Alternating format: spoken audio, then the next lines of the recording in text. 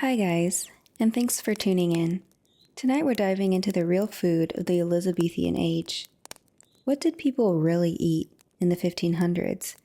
What was banned? What was beloved? And what might make you gag today? But before we dive in, if you enjoy this story, please consider giving it a like and a subscribe. Get in your comfy place, and let's get started.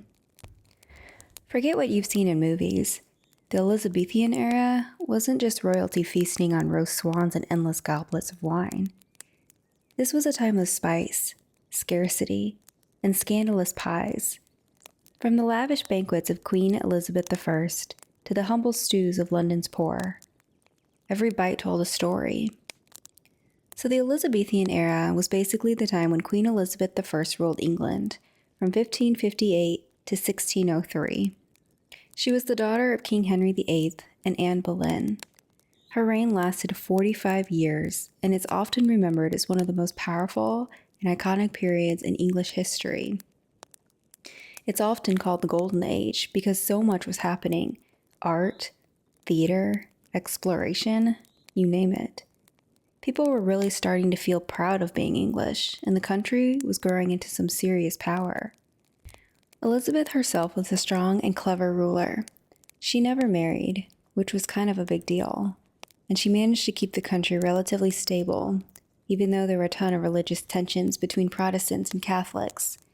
She was all about doing things in balance and staying on top of the political game.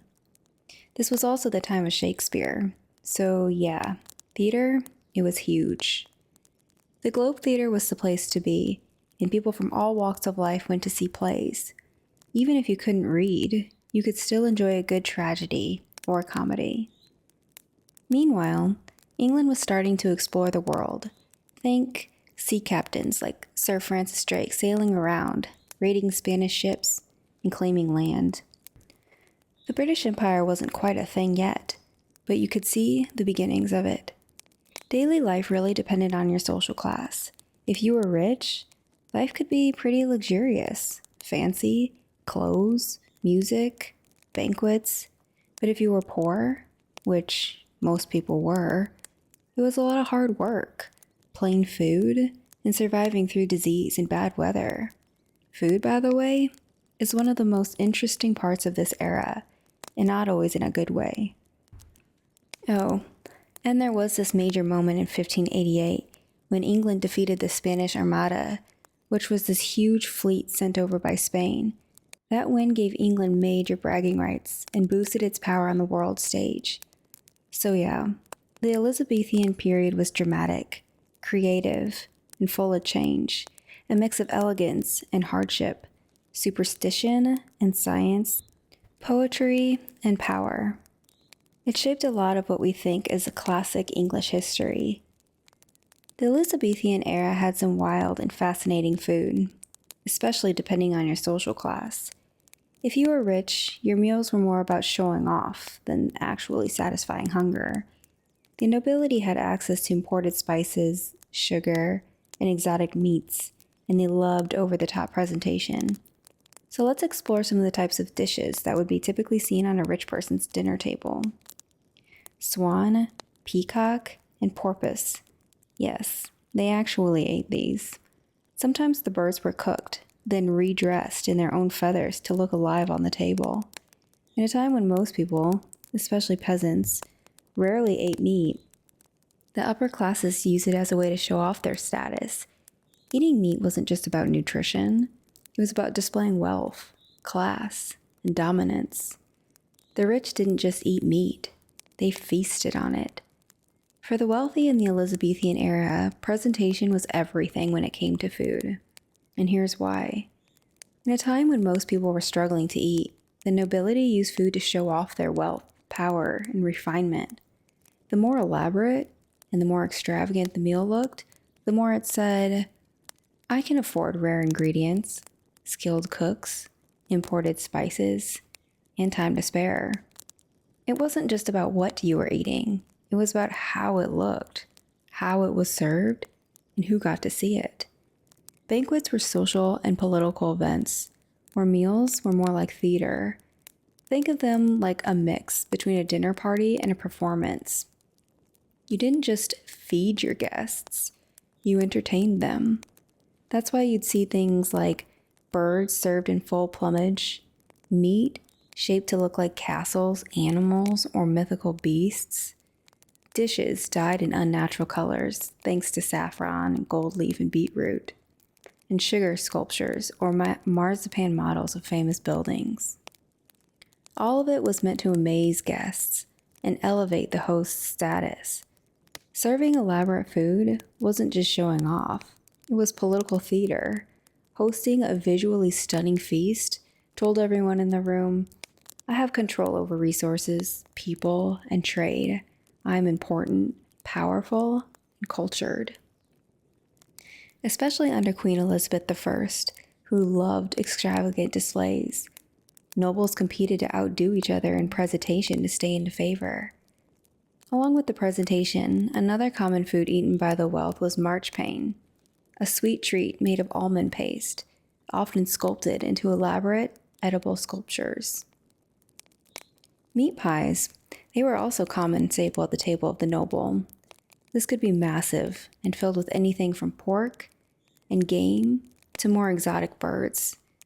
Sometimes live birds or frogs were placed inside for shock value when opened. It sounds bizarre now, but there was actually a very clear reason for it. As I mentioned earlier, in the Elizabethan era, banquets were theatrical. The nobility didn't just serve food, they put on a show. Putting live birds or frogs inside a meat pie, well, it was a dramatic way of surprising your guests. When the pie was brought out and cut open at the table, the animals would suddenly fly out or leap out, causing gasps, laughter, or even screams. It turned dinner into a kind of live performance, a moment of, did that really just happen? Pulling off a stunt like this wasn't easy. You needed skilled kitchen staff, access to live animals, and time to construct a hollow pie without baking it with the animals inside. And just so you guys know, they added the animals after the baking. So just by doing it, the host was showing off their wealth, resources, and imagination. But don't worry if that's not your thing. This wasn't a normal dinner thing. It was reserved for special occasions, usually for royalty or for very high-ranking nobles. Most meat pies were, well, just meat pies. In the Elizabethan era, forks were rare and considered foreign or even fussy, especially in England. They existed, yes, but most people didn't use them regularly until well into the 17th century. Well, so then how did they eat all those hearty meat pies? Well, with their hands, of course. Yes, people, even the wealthy, often just used their fingers, and it wasn't considered rude. In fact, table manners at the time included eating with 3 fingers, which was thought to be the more proper and polite way, and avoiding greasy mess by using something else instead of touching the food directly. Enter the trencher, or the edible plate. At many tables, especially among the wealthy, food was served on a trencher, a thick slice of stale bread, used as a plate. People would scoop out the soft filling from a meat pie with a knife, spoon, or fingers, and then break pieces of the pie crust or trencher and use them to soak up sauces or scoop up food. They would also sometimes eat the trencher after the meal, or give it to the poor or the servants.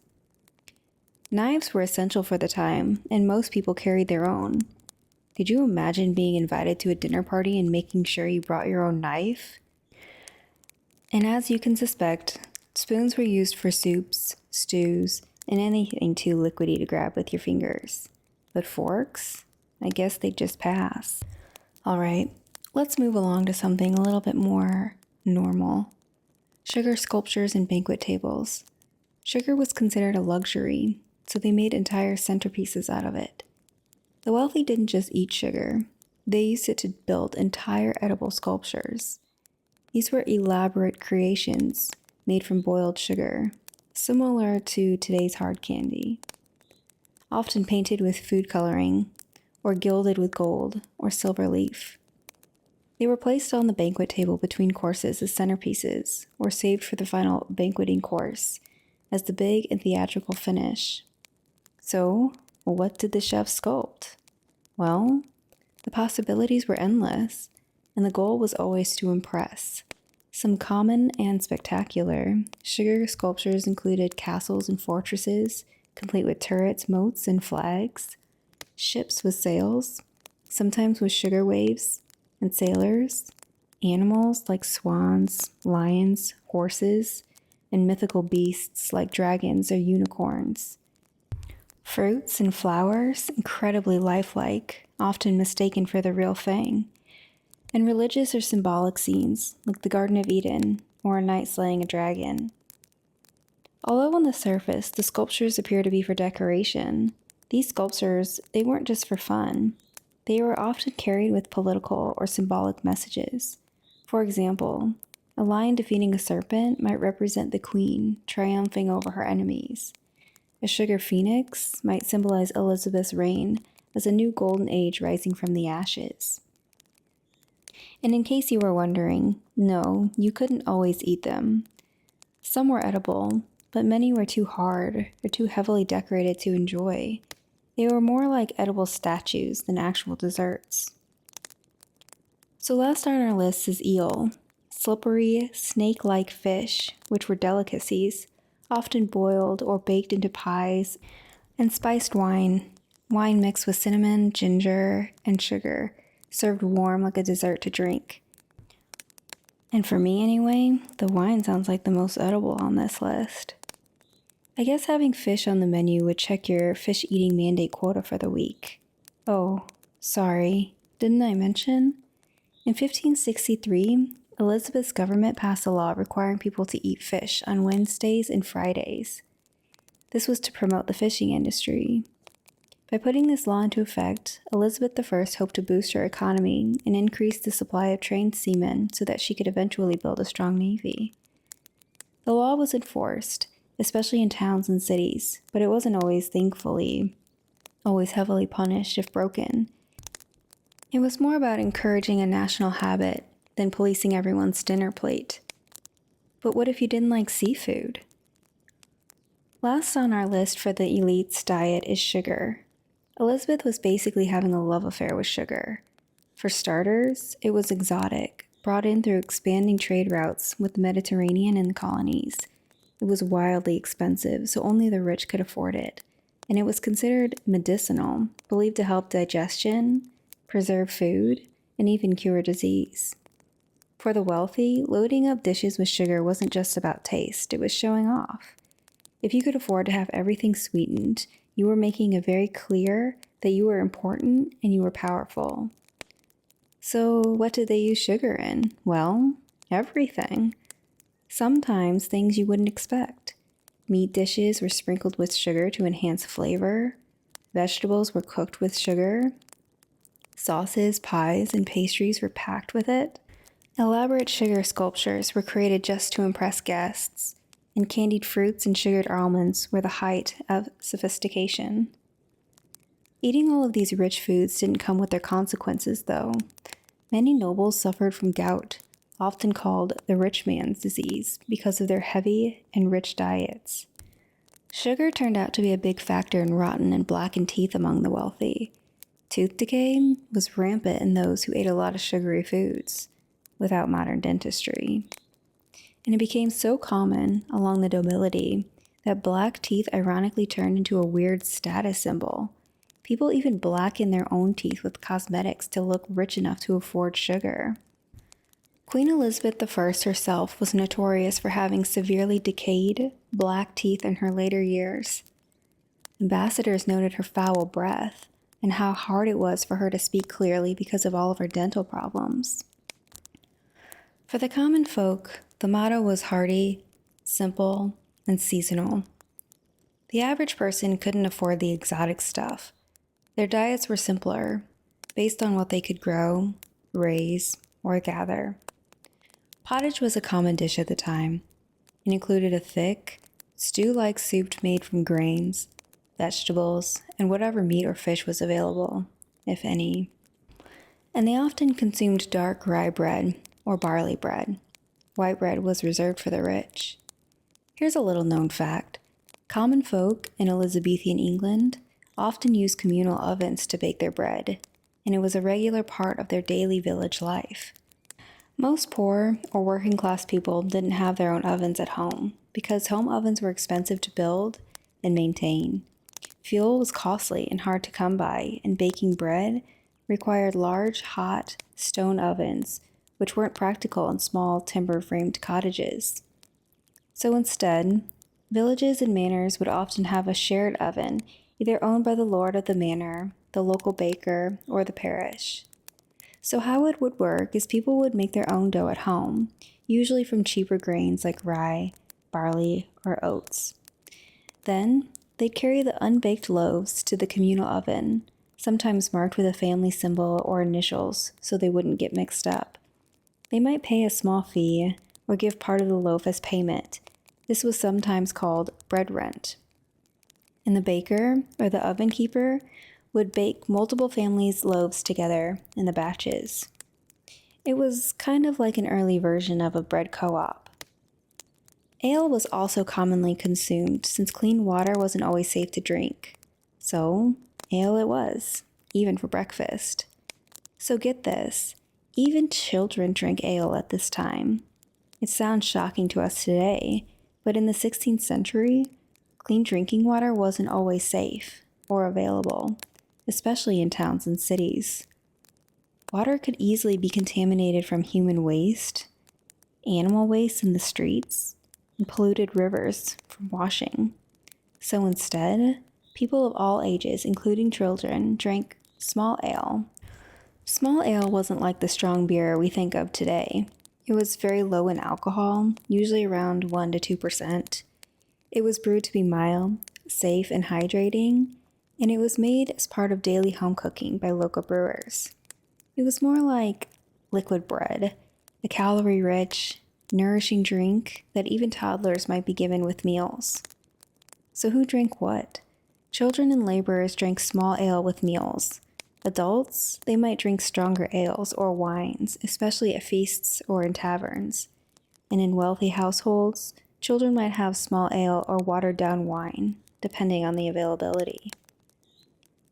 Common folk also consumed cheese, eggs, and onions, common protein sources for those who couldn't afford meat regularly. Root vegetables and legumes were also common foods found on many tables. Most common folk in the Elizabethan era farmed their own vegetables, or at least grew what they could. For the lower classes, especially in rural areas, growing your own food wasn't a hobby, it was a necessity. They grew their own food because money was often tight, and most people couldn't afford to buy all their food at the markets. There were no supermarkets like there are today, or reliable food storage systems. So growing seasonal produce ensured a steady supply, and it was one of the few ways peasants could control their own food source, especially during bad harvest years. Typically, they had a small plot of land around their cottage known as a cottage garden or a kitchen garden. They grew hardy, low-maintenance crops like onions, leeks, beans, peas, cabbage, kale, turnips, parsnips, and herbs like parsley, sage, thyme, and mint. But what they grew usually went straight into pottage, and if they were lucky, they'd toss in a bit of meat, bacon, or grains, but veggies were the foundation. And last but not least, commoners also consumed foraged food. People often gathered herbs, berries, and nuts from the countryside to supplement their meals. All right, well, we've talked about what the rich ate, and we've talked about what the poor ate. But now, let's get to the good stuff. Some of the food that was normal back then might seem pretty gross to us today. Blackbird pie, which was literally a pie filled with small birds. These are the pies I talked about earlier, served to the elite. But let's dive into the details. The birds weren't actually baked alive into the pie. The pie was baked first, then hollowed out, and live birds were inserted inside after baking. So when the crust was cut open at the table, the birds would fly out dramatically. It wasn't a meal, it was a theatrical food stunt designed to entertain and impress. The cooking process was what you'd expect, but the shocking part of it was the different types of filling. Here's likely a process. A large pie crust was baked. The inside might be filled with cooked food or simply left hollow. A hidden compartment or lid allowed live birds, like starlings, larks, or blackbirds, to be slipped inside just before serving. And when the pie was brought to the table and cut out, the birds flew out, causing gasps, laughter, or sometimes just plain confusion. Sometimes other animals were used, frogs, squirrels, or even small dogs, depending on the desired effect and the host's imagination.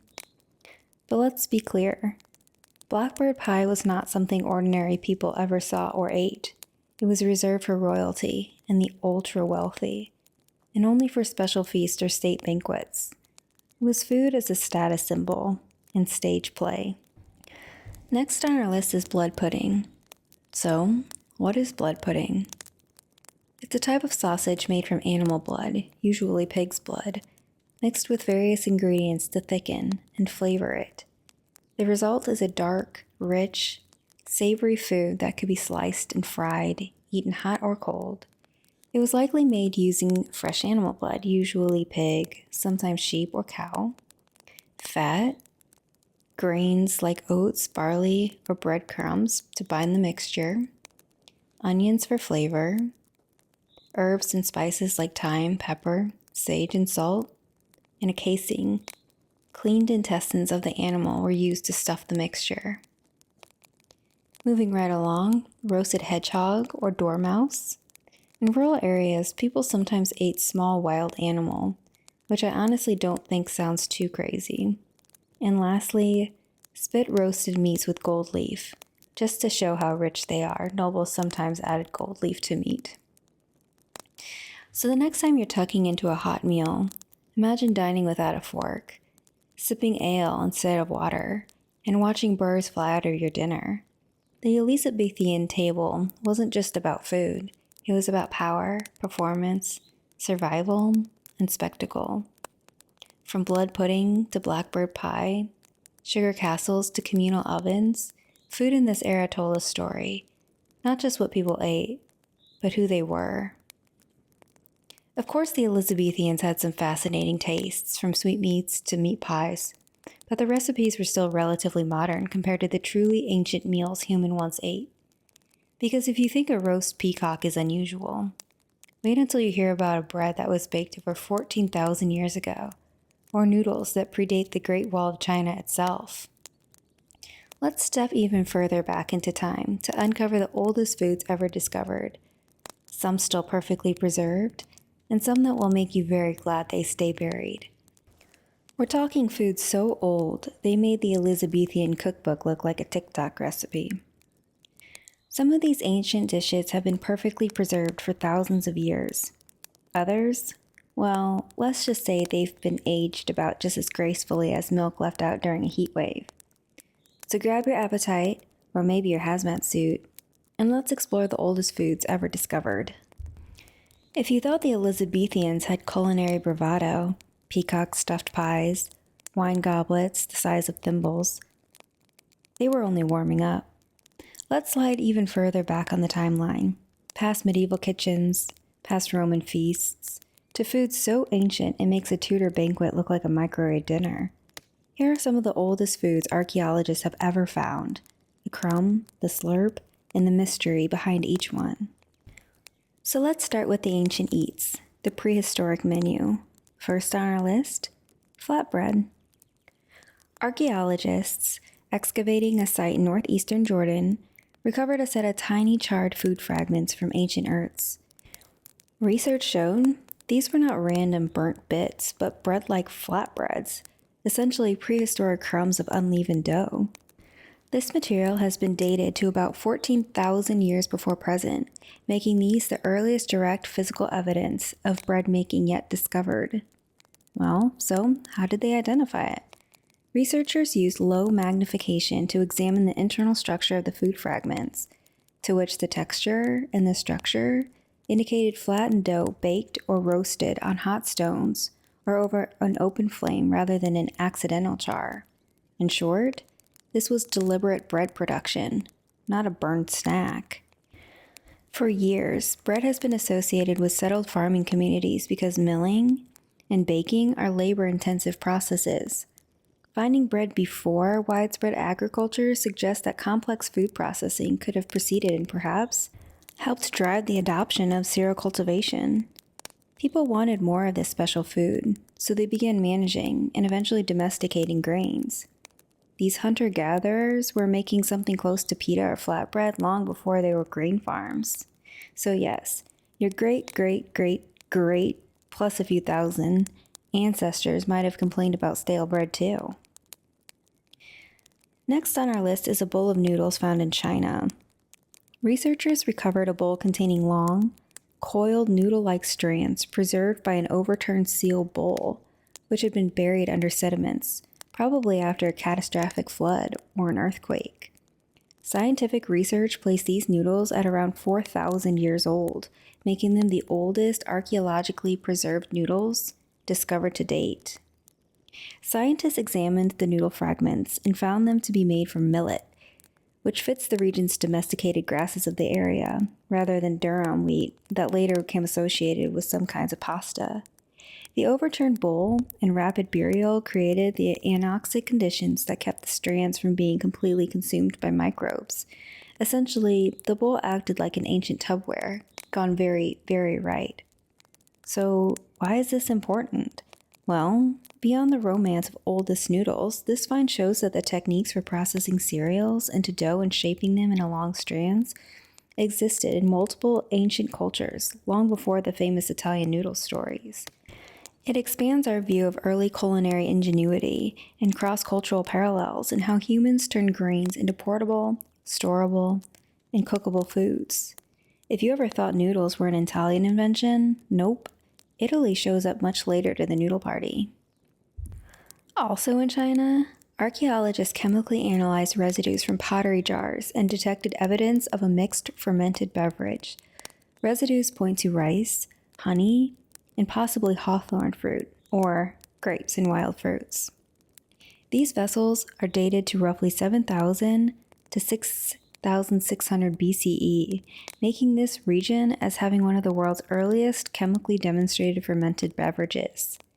Fermented beverages often show up in ritual or social contexts, and these pottery jars were close to burials, suggesting communal consumption in ceremonies or parties. The find shows humans were mastering biochemical processes, even if it was unintentional at first, to preserve calories, create safer liquids than contaminated water, and produce a sort of social glue for community rituals long before urban civilization.